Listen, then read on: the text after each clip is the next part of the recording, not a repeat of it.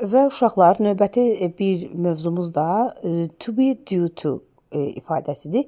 Bu da to be ifadədir və önündə özündən həmişə to be-nin formalarını işlədir. Və bu nədir?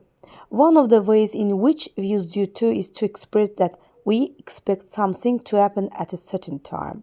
Bu ifadə isə odur ki, nəyinsə müəyyən bir zaman içərisində baş verməsi gözlənilir. Yəni about to ilə bunu qarışdırmaq olmaz. About to da nəyisə etmək üzrəyəm. Elə bu dəqiqə eləyirəm. Amma due to da nəyinsə baş verməsi gözlənilir. Ümumiyyətlə due to-nun bir mənası da biz onu görə kimi də tərcümə edirik. Amma burada to be varsa qarşısında to be ifadələrdə o nəyinsə baş verməsi gözlənilir mənasındadır. Yenə də burada da to be-nin formasından söhbət gedirsə və təbii ki, burada to be şəxslərə görə dəyişəcəkdir. Ya am, ya is, ya are verilməlidir. Baxaq nümunəyə. Birinci cümlədə deyir ki, the plane is due to depart at 14:30. Demək istəyir ki, təyyarə hardasa 14:30-da yola düşməsi gözlənilir. Yəni 14:30-da gözlənilir ki, təyyarə getsin.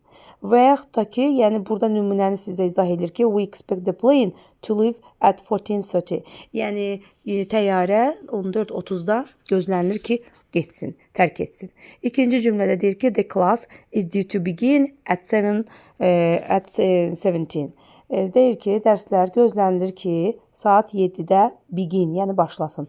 Dərslərin başlamağını biz yəni 17:00-da gözləyirik.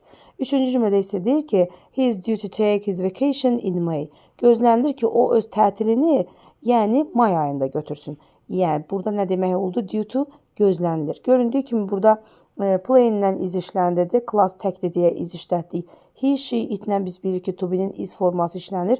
Ona görə də və şəxslər üzrə to be-nin formalarını ayarlamalıyıq və tərcümə baxımından cümlənin mənasına uyğun olaraq baxırıq. Bizə seçənək verərsə ya to be about to, ya to be due to, baxırıq o cümlənin mənasına uyğun ayarlayırıq. Çox sadə və test toplusunda, yəni 9-un yeni dim toplusunda da bunlarla bağlı müəyyən qədər testlər var, onların izahından atacağım.